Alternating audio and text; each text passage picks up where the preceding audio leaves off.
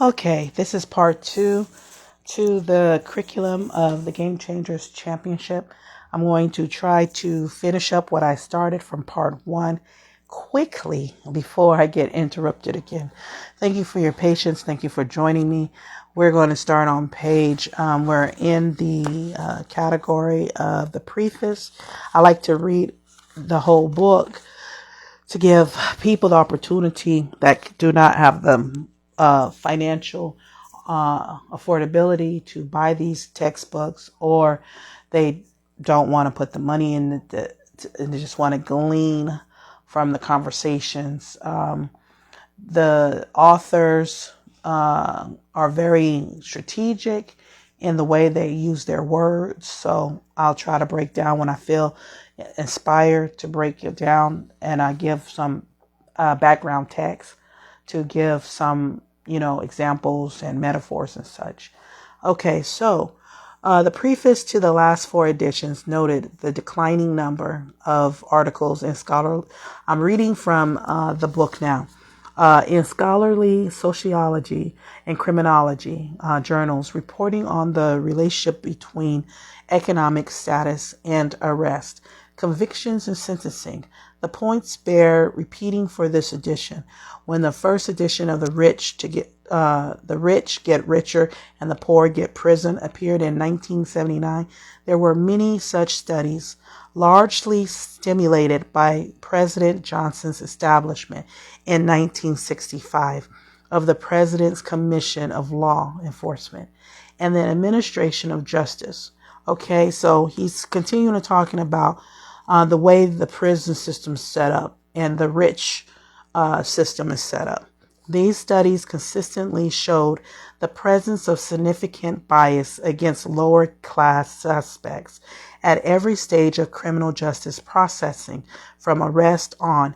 With each subsequent edition of The Rich Get Richer, the number of new studies on this topic has decreased, so that now, having once again reviewed every major journal and many not so major ones in the field, we find that the number of the new studies has dwindled to a trickle.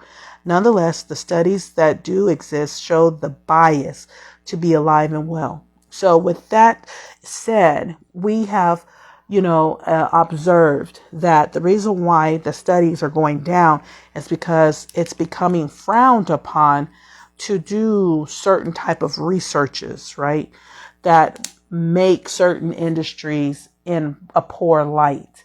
And so they're discouraging it by taking the funding away to produce a kind of,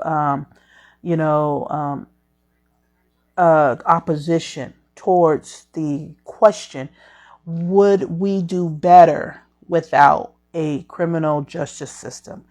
And so these studies were evidence-based, showing that it would be possible to do something better, right? And so because of that, the powers in the justice system, the criminal justice system, being a few hundred years old, have established itself. And so the population that has provided authority and power and generational wealth to their families have protected this system from going, expired or having expiration.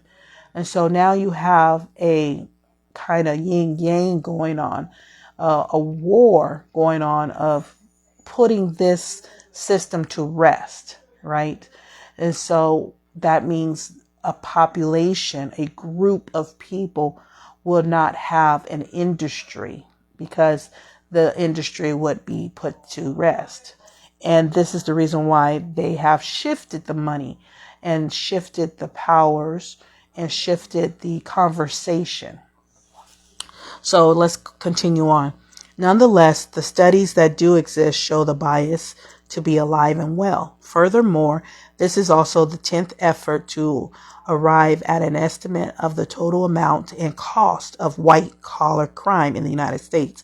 There are organizations that study one or more or another type of white collar crime, such as insurance fraud. But while we are literally inundated with statistics on common crimes, there is no public or private agency that regularly measures the full extent of white collar crime in all its varieties. Okay, so this is where I, as a critical thinker, come in when I teach my courses about our scholars. They didn't do anything wrong, but this is where we advance with our talents and skills. The insight that I'm going to implement is that this author focused on white collar crime, but in the future, where we're at, we focus on corporate, right? Corporate crimes. We're focusing on systematic crimes. We're focused on institutional crimes, right? We're focused on the institutional or ideology crimes now. We're focused on philosophy crimes. We're focused on the way people behave, behavior science, right? So when we talk about what can we do as everyday people that want to be a 5-talent, producer, we have to realize this is kind of what we're up against. This is our mountain, right? That we have to say with a small, mustard seed of faith, move, and it will move, right? This is what we're moving or attempt to move. And that's the institutions that has committed atrocities and numerous of crimes generational. Okay. We're talking about generational cycles. Okay. When we talk about the rich get richer and the poor get prison, right? Before the poor get death penalty, death. We've seen that in the streets where innocent people get killed by policemen because they felt threatened, right? We talk about mental health issues, right? Because the feeling of threatened is bias, right? There is a evidence-based threaten, and then there is a psychological base of threaten. And the psychological base can be mentally unhealthiness. And we do not touch on this level because we have been protecting the powers and the families that are in authority, that's dictated these systems. And why we protect them? Because they hold violence. They hold hate crimes. And we live in not a fear-based society. We live in values to live based society. Sometimes when I have conversations with my colleagues, they say that poor people are fearful, and that's why there's no uprising against the powers that are oppressing them. But in reality, that is one side of the coin, like psychological mindset. The other side is, what if they value life more than death and they want to live? Even though the circumstances and the conditions are detrimental, they still value life more than death. See, people have to see it like lemonade, like cup empty, cup full, or lemons and transforming lemons into lemonade. Some people, some tribes, some communities value life. They believe in the sustainability of life.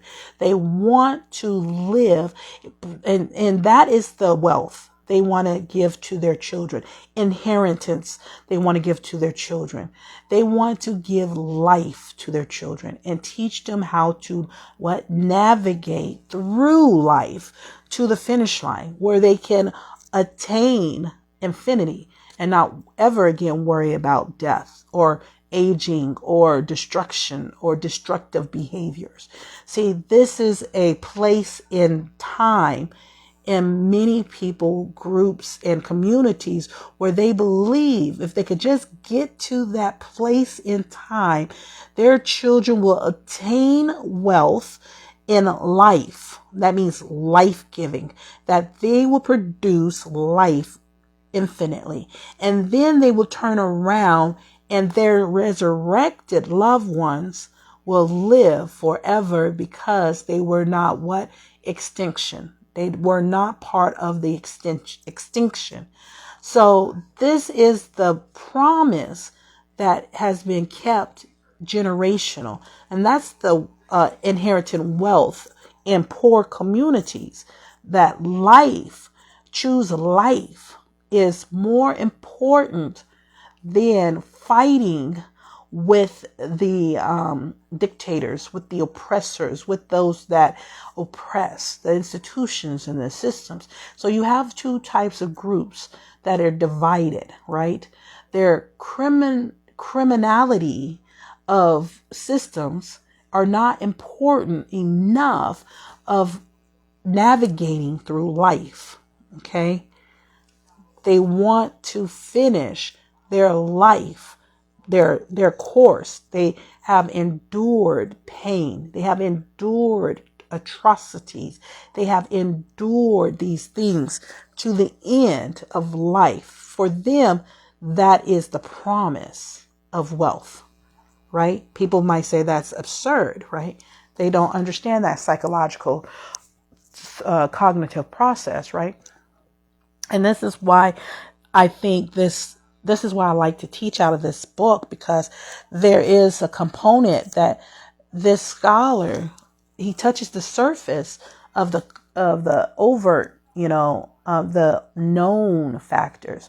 But I like to touch on the unknown factors to give people an opportunity to wrestle with perspectives, like a buffet at the table. I like to give them the unknown factors, the uncertain factors, as well as the evidence-based factors. So white collar crime is what he was touching the basis of. And so I like to develop the corporate systematic dictatorship crimes, right? The crimes that people can systematically use to their profit, to aggress others, to give themselves the security and the protection of their own livelihood, their own quality of life, right? And that's where we call privilege, right? This is called privilege atrocities, right? A privileged criminalities, privileged collar crimes, white collar crimes, privileged collar crimes, right? So let's move forward and see what the scholar is discussing again. He says, nonetheless, the studies that do exist show the bias to be alive and well. Furthermore, this is also the 10th effort to arrive at the estimate of the total amount and cost of white collar crimes in the United States. There are organizations that study one or another type of white collar crimes, such as insurance fraud. See, they talk about insurance fraud, but not the insurance company criminalities, right? But while we are we're not even talking about the insurance company, what about institutions that commits fraud, right? Not just people, like person-to-person fraud, but institution-to-institution fraud, system-to-system, fraud or criminalities. But while we are literally, let me see, I think I've read that part. So I'm going to go down to social scientists who study the ways in which social problems are framed and addressed would do well to consider why we have a little research on economic bias in criminal justice and no measurement of the full extent of white collar crime. From reviewers' comments, we are happy to learn that the book continues to be used both by teachers who agree with its thesis and by those who do not. This is as it should be. The rich get richer is meant to stimulate thought, pro and con, not to gather disciples. Over the years, reviewers have made numerous recommendations, many of which have been adopted and which we believe have improved the book. Some of the recommendations to discuss epistemology and scientific method, to present evidence conflicting with our theory alongside evidence that supports it, to provide detailed proposals for solving some of the problems that the book identifies in the criminal justice system to call for overthrow of the capitalist system and so on have been resisted because following them would detract from the aim of the book. The Rich Get Richer is not meant to be a complete survey of the criminal justice system, and certainly not a complete survey of the American social problems. And it is not meant to be a complete recipe for fixing either. Nor is it meant to be a balanced presentation of conservative or progressive views. The goal of The Rich Get Richer is more limited and more focused. It is meant to show students that much that goes on in the criminal justice system violates their own sense of basic fairness, to present evidence that the system does not function in the way it says it does, or in the way that students believe it should, and then to sketch a whole theoretical perspective from which they might understand these failures and evaluate them morally. Okay, so this is the last sentence of this portion for today. And to do it all in a short and relatively inexpensive book written in plain language. So my goal is to bring about new worlds, new systems, new creators that develop with their own teams, with their own strategies, with their own talents. This is my goal, is to use these scholars' observations to create anew. We have to realize going into a system and trying to dismantle it is one of the things that a lot of people think we can do. And that's fine. We need people that want to go into the system and dismantle it. We are applauding you, right? If you want to be the thief in the night and to dismantle it, more power to you. Okay. My specific mission and cause as a coach is to build anew, right? I am here as a coach to build the everlasting government.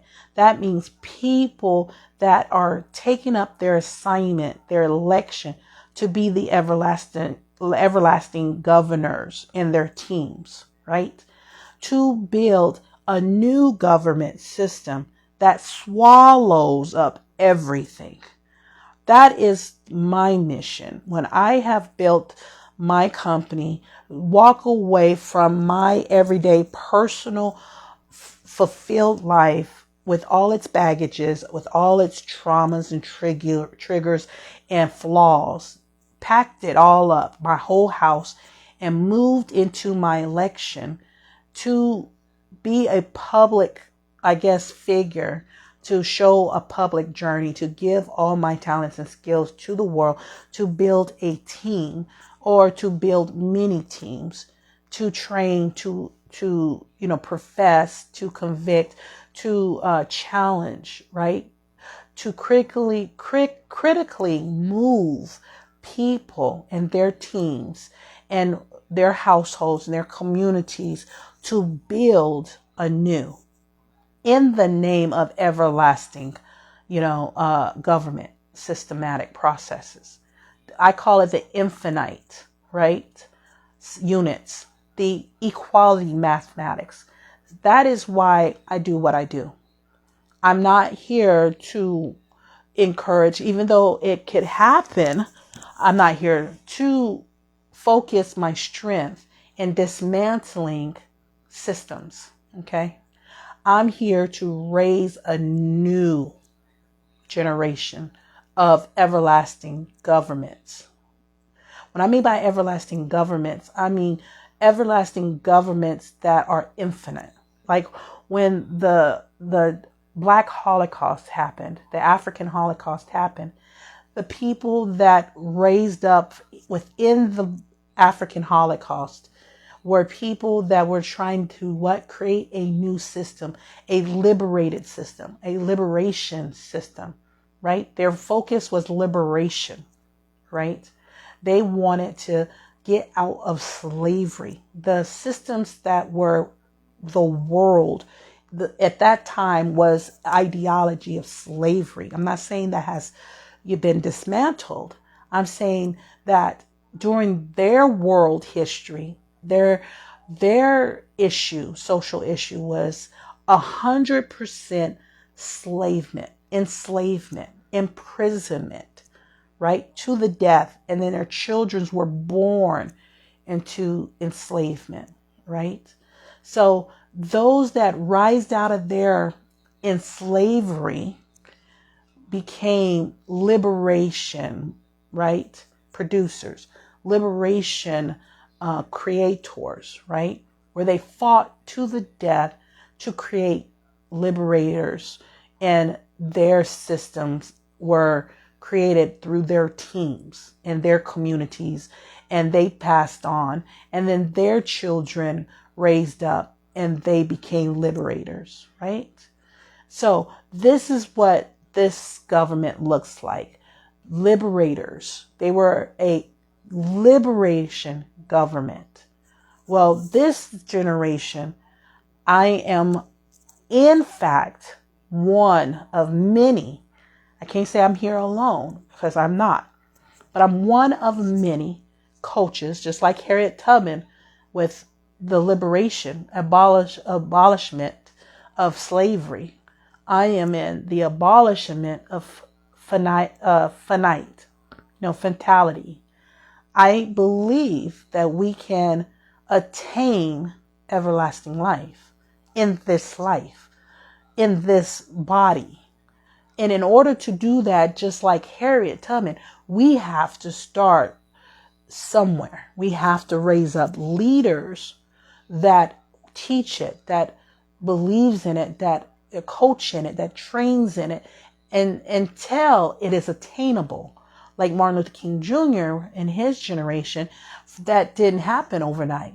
He had a pool of leaders mentoring him from generation to generation through his study as a student to pick up their tools to arm himself and his community. He called the beloved community to be a government of liberators, peacemakers, right? Nonviolent liberators, right?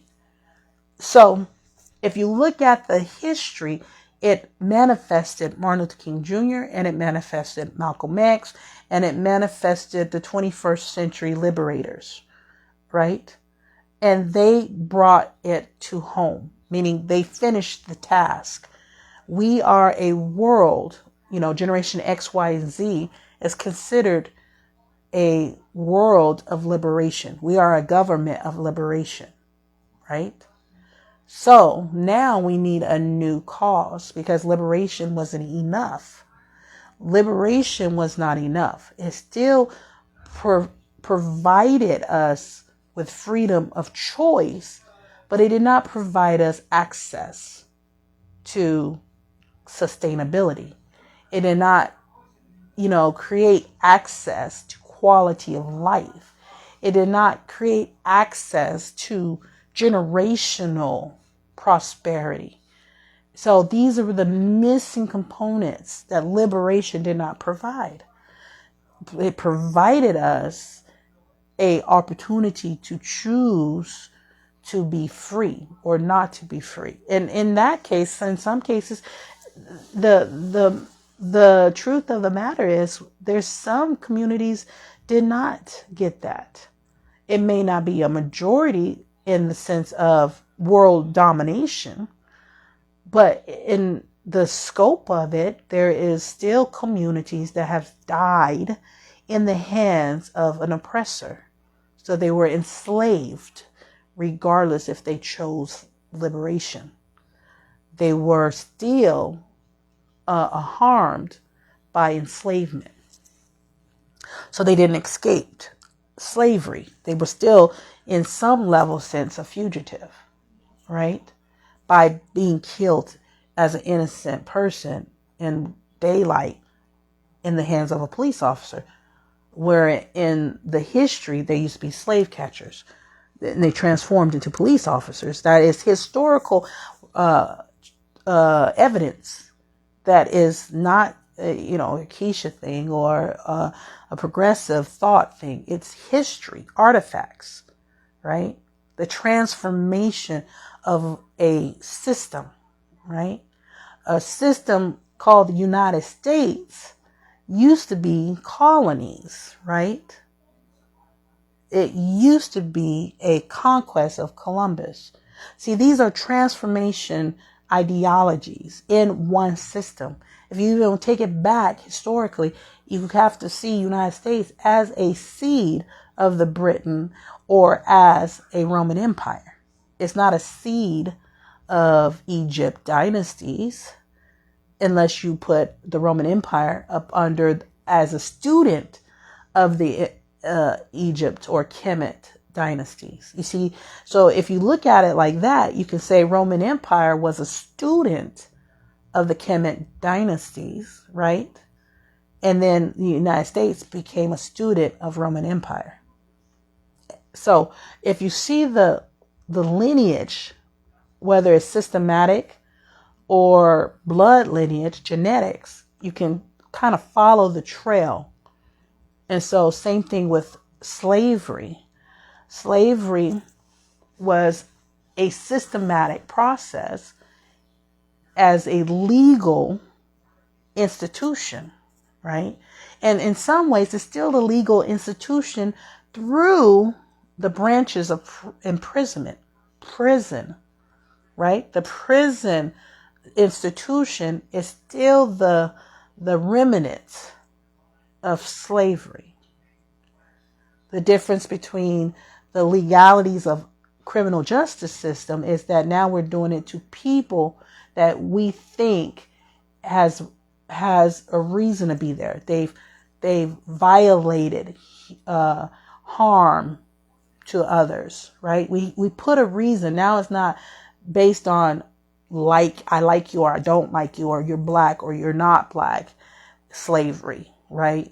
I don't consider you human or chattel, right? We've transformed that slavery systematic process into, okay, now you've broken the law, right? Or you've harmed someone, right? Even though there is harm done on an institutional level, massive population has been harmed. We do not consider that legalities or criminality because we pick and choose based on power and authority or authoritarianism or capitalism, which is profits, right? So what does this got to do with, little old me, right? What does this got to do with local life, like everyday life, right? Where do I begin in this conversation? Well, this is why this third textbook, Coaching, Evoking Excellence in Others, which we're going to delve into, and this will be the end of this coaching session / lecture, mini lecture. The reason why you're in this community of learning is because you were called and elected to be a leader, okay? You were called and elected to take you and your household like Harriet did with her household, like Martin Luther King Jr. did him and his household, to all the way to Rosa Parks did it to her and her household. Everyone has a position of power in this contributions of threading of the cosmic universe of now, right? So when you look at the smaller micro lens, you getting up in the morning, waking up in the morning is your election, your contribution to be here, right? Your decision making is the factor. What decision will you make right now? And then the bigger scheme is the butterfly effect.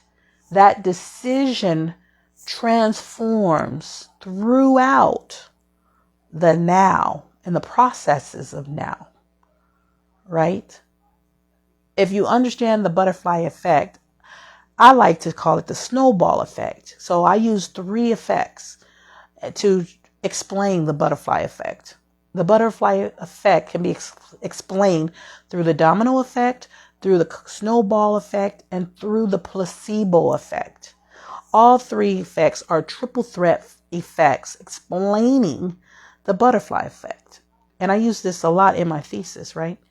In my theoretical framework. So when you talk about you in the micro to the macro, it's based completely on the decisions you make daily. For example, people's like, why do monks pray? Why do spiritual people pray? Pray has no effect if you don't have any actions. That's how people that do not understand the science of prayer. But doctors now, because of the snowball effect, because of the butterfly effect, because of the domino effect, because of the placebo effect, has now scientifically acknowledged and validated prayer as science in the 21st century, where it's been done since the beginning of time, that there's something that happens in the conversation of the mind. And because of the mind is like a beacon. It's like a sonogram. It's like some type of root system to the whole. Now they have acknowledged that because of energy, we are connected somehow on a quantum level, that we have become one, interdependent on some level. And prayer has a very powerful effect to the creator because we are connected as one. So when you send out a prayer, it affects not just the whole, but it surpasses the level of now, to even to the tomorrow, to the sense of the alpha to the omega, the beginning to the end, to the question of creator, the designer, the engineer of all things, right? It is very scientific now that prayer is a component to change. So now you have a science-based with the faith-based ideology that prayer do change things. Prayer do not only change things, but then if you take it to the next level, speaking in tongues and prophecy, which can be used in many faith-based communities, now it's scientifically known.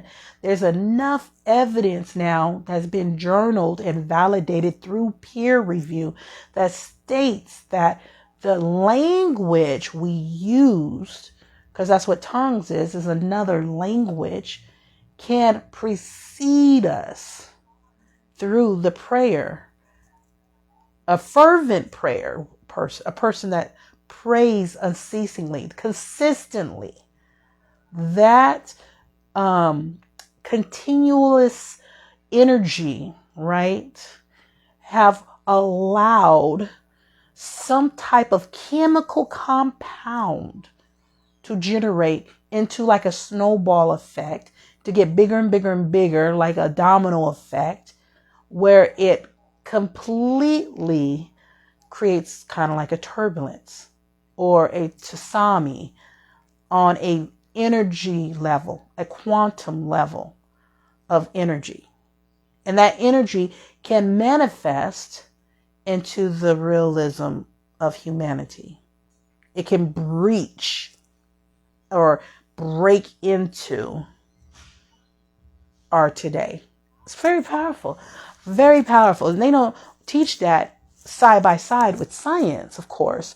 They had to strip it bare naked and say, we won't give you wealth to learn this thing.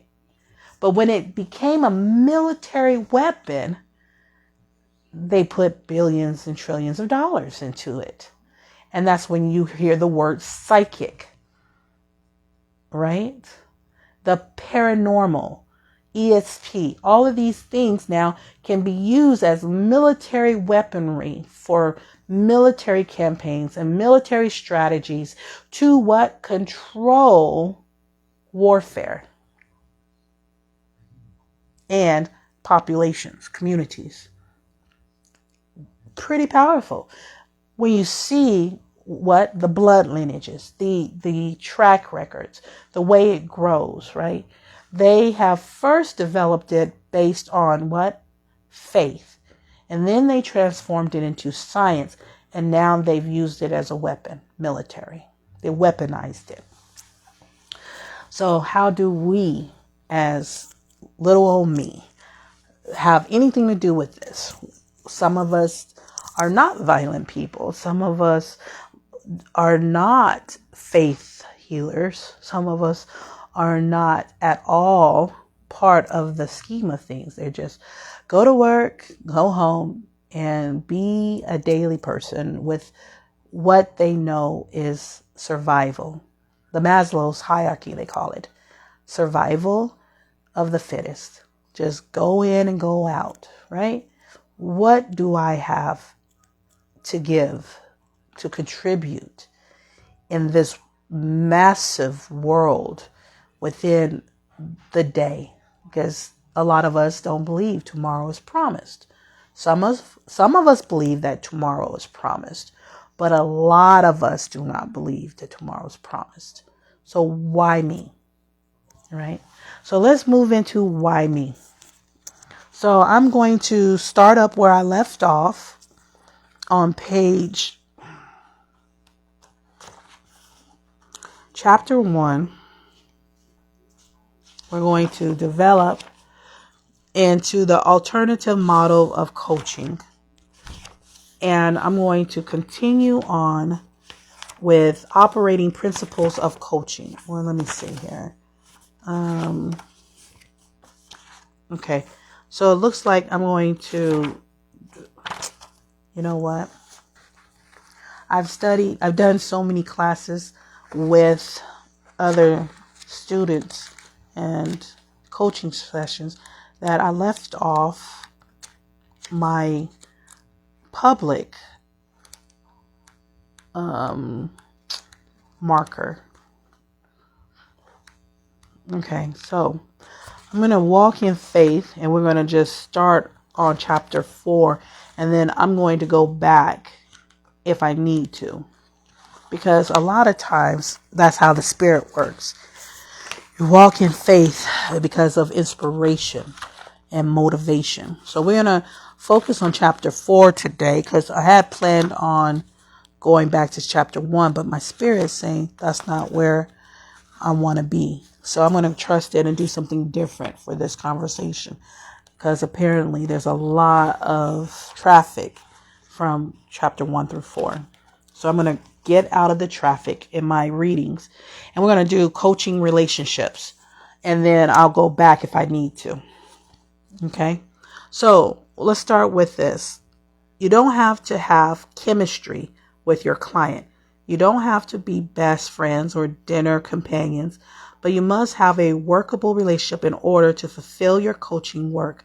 Sometimes people attempt to hide behind roles, executive, parent, boss, and have the power or authority of the role replace the relationship. It won't work. Roles may provide the circumstances, but only the relationship can provide the foundation. Okay, this quote is from M.F. Seneca, Sciacca, just in case I did not say that correctly. So, to communicate is to enter the other while watching ourselves carefully, to enter without interrupting. I like to say interrupting, okay? To interrupt the other is to annul him, to prevent him from returning the gift. It is the refusal to accept his discreet word. It is to violate his inner home without allowing him to enter ours. It is the arrogance of someone who believes himself to be an entirely fundamental force and refuses to receive. The univocal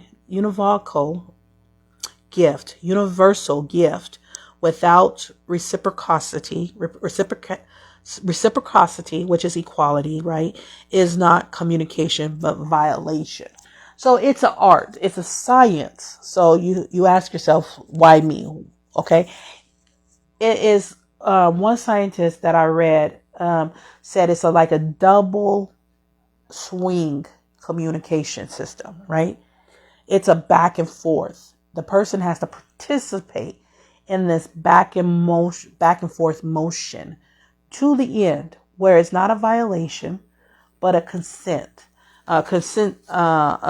two-way consent, right?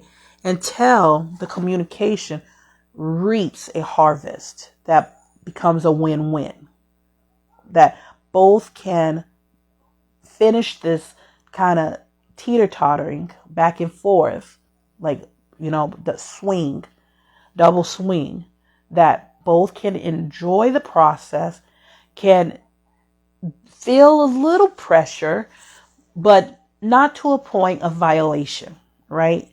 When you think of sports, it's somewhat like that. Just enough to get what needs to be done for victory without having to lose or a violation or technical, foul, right? Technicalities. So with that said, we're going to move forward and talk about what this chapter entails on how to evoke excellence. So when you say, why me? The answer is to evoke excellence. To evoke excellence in yourself and to evoke excellence in others means to evoke the everlasting covenant in each one of us, right?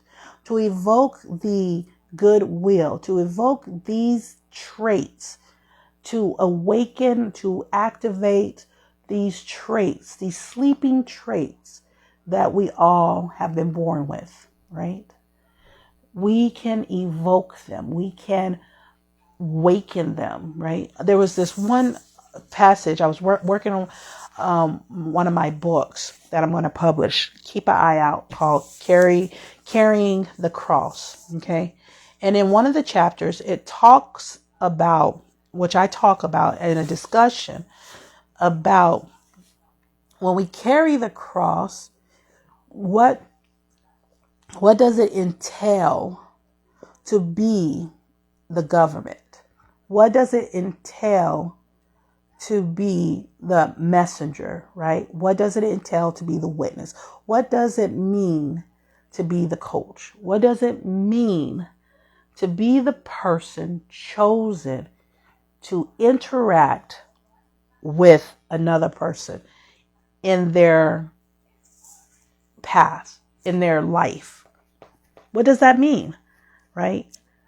I talk about this because it's very important to understand why me. Why me? Why my team? Why me? Why my family? Why do I have to engage with a person that is negative, difficult, mentally unhealthy to a point of violation, that is a predator, that preys on me and my family, that can put my family in harm's way? If I just stay out of sight, out of mind, if I just flee from the devil, he shall resist. Those that resist the devil, he shall flee, right? What does that mean, resist, the opposition? What does it mean to engage without violation? Why me? Why can't I be the one in the pasture, in the green pastures, with me and my team and my family and my community, and never have to be engaged? Why do I have to go out and convinced, persuade, evoke, or whatever word you use to reach them and to bring them home, in their communities home, why do I have to do that journey? Why me? Why me and my team have to sacrifice, have to put our lives in danger? I always think, why Harriet? Why did Harriet? She could have stayed home and lived out her life as a slave. Why W.E.B. Du Bois? Why, all these, Martin Luther King Jr.? Why? Dr. Martin Luther King Jr. was a doctorate. He was an outstanding, high esteemed Black leader in his community that was favored by his opposition. He wasn't in no thread. He wasn't in a community that they hated him because he was Black. He was in a community that actually respected him, that he knew of. He didn't have no social issues or his community.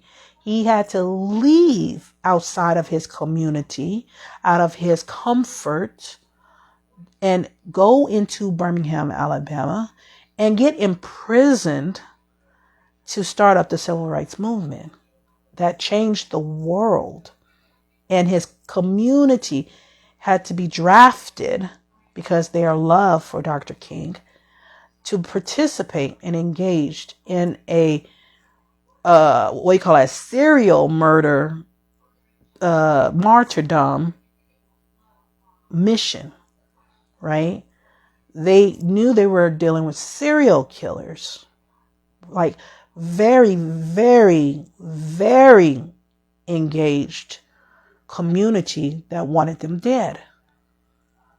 They had to go into that high liability community to go and get the Black community empowered and to get them supported and to kind of build a new system within the Black community through the boycotts, through the protests, through the imprisonment, and through the deaths, because they couldn't dismantle the system, institution, because as you see, it still exists to this day.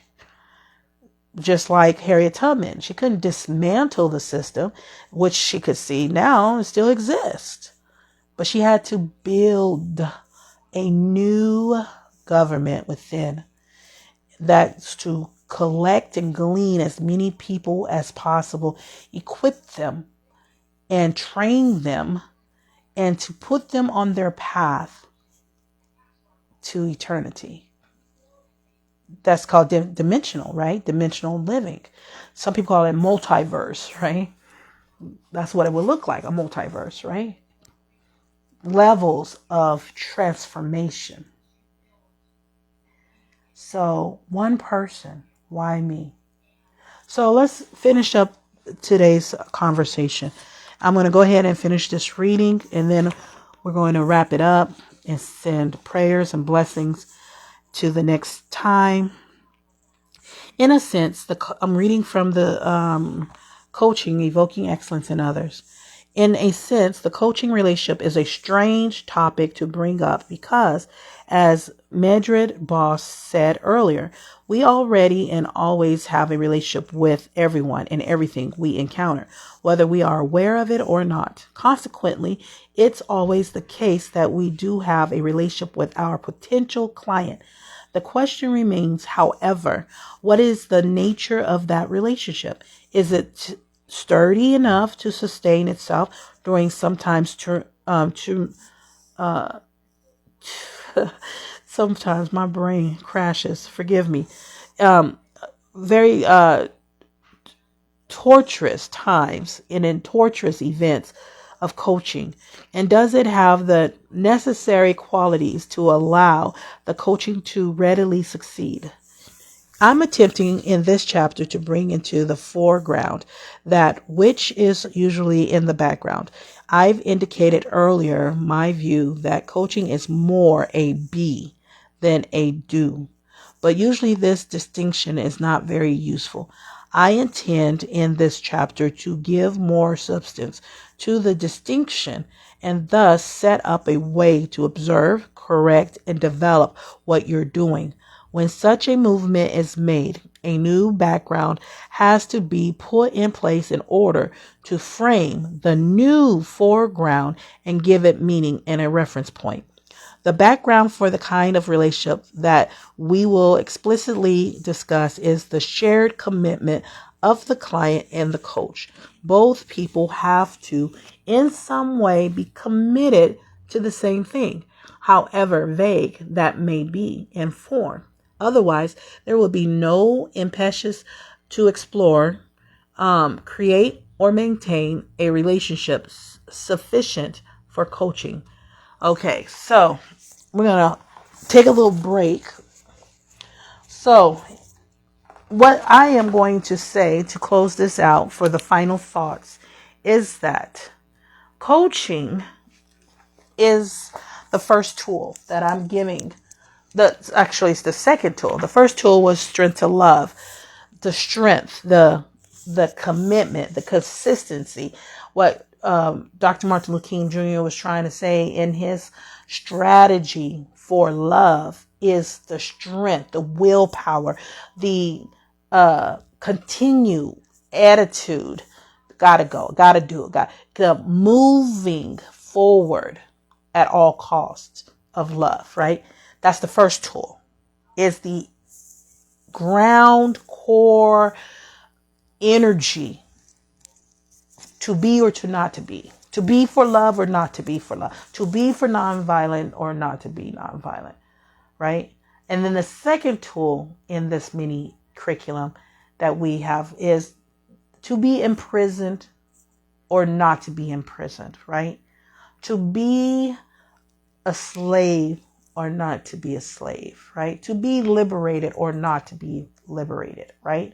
And the third tool is to be a coach or not to be. This is why me is to be a coach. You know, Jesus has said, a lot of people do not believe Jesus is a real entity in this world. They feel it's a mythical entity. So let's do Superman. Whoever you want to put in this circle as a role model, as a mentor, as a Merlin, right? As a guide of wisdom, Holy Spirit, right? The Holy Spirit said, right? Let's do it that way. It doesn't matter what face you put on, right? Because this is you doing psychotherapy, motivating yourself, inspiring yourself with your ancestors, with your Holy Spirit, with your mythological imagination, visualization, whatever you got to do to stand in the mirror and to evoke excellence. Coach yourself first, right? Love thyself first, right? So Jesus has said, I will make you fishermen of many people, right? He was talking about people, not fishes. So in the 21st century, we're going to take that and run with it and say, I'm going to make you into coaches among many coaches, right? So you're going to be able to coach yourself first, and then you're going to coach others, right? And this coaching technique is teaching you, in order to coach, you have to have the fundamental foundation of relationship building. There has to be a common ground to this double swing process, right? Without violation. You have to learn the fragility, the fragile process of violation. How to coach people without violating them, one, but to be productive, effective, and to harvest what needs to be done. And that's to activate the everlasting covenant within us all, to activate the power that was given to us, and that is to forgive sins. Or some people don't like that. That's so religious. So let's do it scientifically. To evoke excellence. To get the person to evoke the highest self, to be a decision maker, to liberate people, to give safe space, to give quality of life, to give access to clean air, water, food, to build eco or green worlds, right? That is in compatibility in chemistry with the environment, which is the earth.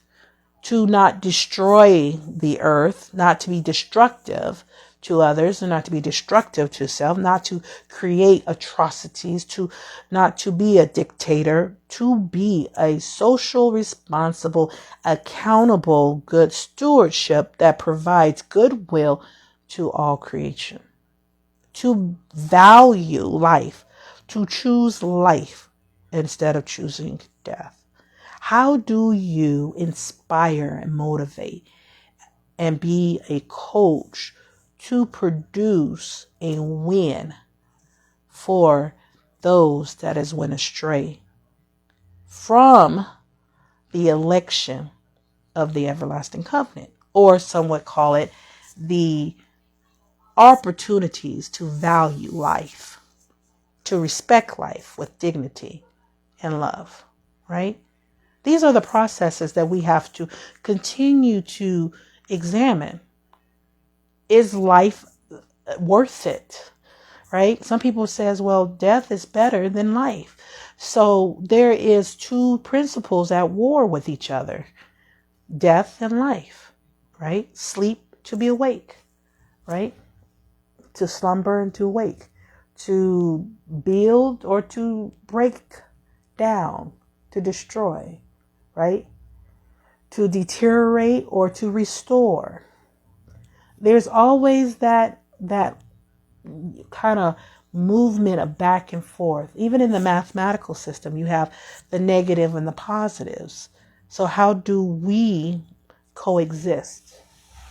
How do two worlds opposite from each other coexist? As a coach, you have to understand that.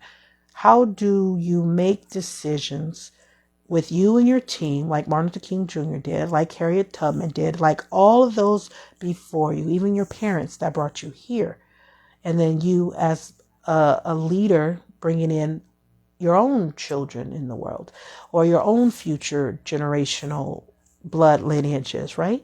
How do you make decisions of the now to build an everlasting covenant? Which, if you was a mathematician, how do you multiply? How do you share your wealth and multiply? Meaning continue on to all infinity. How do you decrease mortality rates?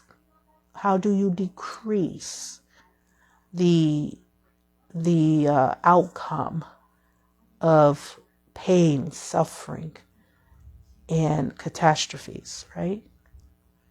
These are the things that coaches weigh out when they strategize and implement, and coach their teams into victories, right? What do you stand for?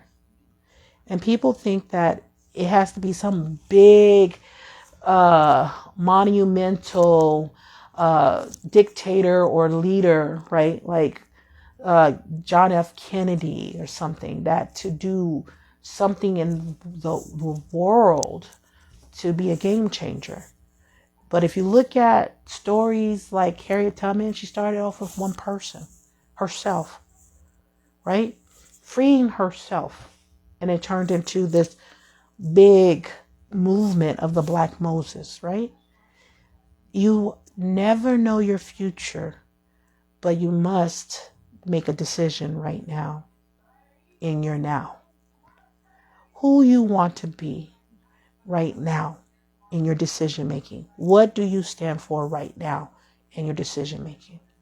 The reason why I develop these conversations is not to tell you what to do, but to get you to think, look in the mirror, and then make a decision of what you want to create.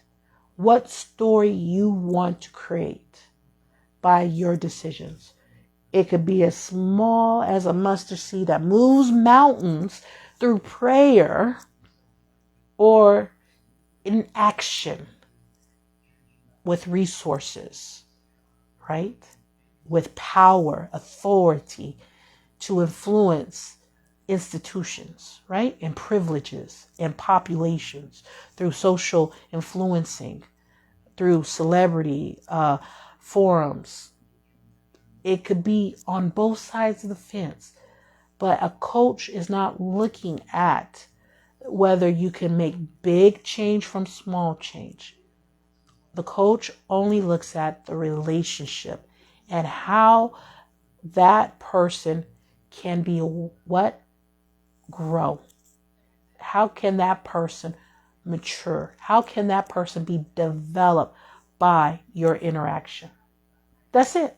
Be present in that interaction, because that is where the variable changes, the factors change, is your contribution in that situation.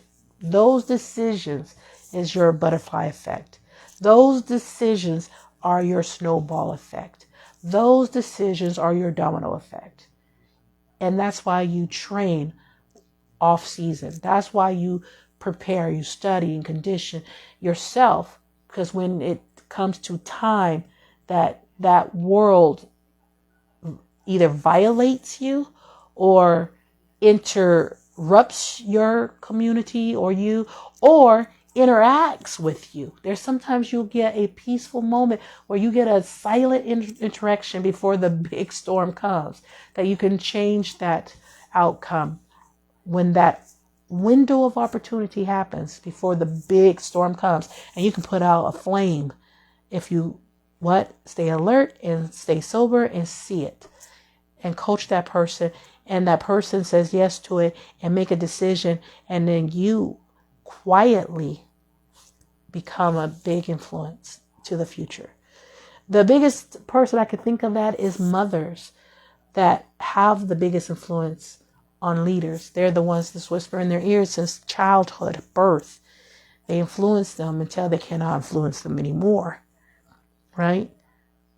That is the biggest influencer of all influences, is the mother. So we don't have to be an advisor to the president to influence world governments. We don't have to be employed in institutions like, prisons to dismantle or change. We don't have to set up new governments to have a new government. You are the government. You are the new government. And your decisions is the everlasting covenant. You are the future. So with that power, what are you going to do today? So let me go ahead and close up. I'm going to get a prayer from the Holy Spirit and blessings to you and your household. Until next time we meet, be safe, stay in tranquility and serenity forever with you and your populations. Holy Spirit, thank you for this blessing, this bountiful harvest. May we be good stewards of it, and may we provide opportunities for others so that they can enrich their lives, empower their lives and their communities. And as always, I just only pray good that comes out of it all, and love prevails. This is Coach K signing out. One love, much love, all love. Peace and blessings to you and your households. Goodbye for now.